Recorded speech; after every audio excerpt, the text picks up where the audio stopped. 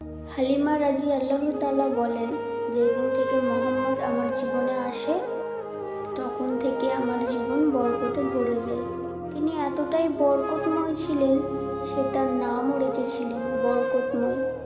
হালিমা রাদিয়াল্লাহু তাআলা একবার খরা হয়েছিলেন, জীবজন্তুরা না খেয়ে মারা যাচ্ছিল, কিন্তু আমার বাচ্চারা যেখানে ছাগল নিয়ে যেত ছাগলগুলো পেট ভরে খেয়ে আসতো। এই অবস্থা দেখে গ্রামের মানুষ তাদের বাচ্চাদের বলতে লাগলো, হালিমা রাদিয়াল্লাহু তাআলার বাচ্চারা যেখানে ছাগল চড়াতে তোমরাও সেখানে যাবে। এরপর থেকে গ্রামের অন্যান্যরাও হালিমা রাদিয়াল্লাহু তাআলার ছাগল যেখানে চড়াতে নিয়ে যেত সেখানেই তাদের ছাগল নিয়ে যেত। হালিমা রাদিয়াল্লাহু তাআলার ছাগল এবং গ্রামের অন্যান্য মানুষের ছাগল একসাথে চড়ানো হতো, কিন্তু গ্রামের মানুষজন লক্ষ্য করলো সেখানে হালিমা রাদিয়াল্লাহু তাআলার ছাগলের পেট ভরে খাচ্ছে, কিন্তু ছাগলদের পেট ভরতেছে না। তখন হালিমা বলেছিলেন, এগুলো তো সবই মোহাম্মদের বরকত।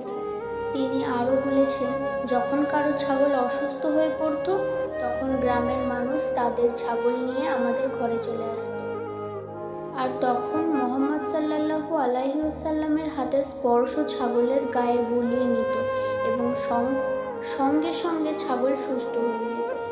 এছাড়াও গ্রামের কোনো বাচ্চা অসুস্থ হলেও মুহাম্মদ সাল্লাল্লাহু আলাইহি ওয়াসাল্লামের কাছে নিয়ে আসতো।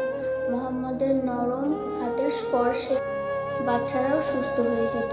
একদিন হালিমা রাদিয়াল্লাহু তাআলার মেয়ে বললেন, মা, আমি মুহাম্মদ সাল্লাল্লাহু আলাইহি ওয়াসাল্লামকে ছাগল চড়াতে নিয়ে যেতে চাই। তখন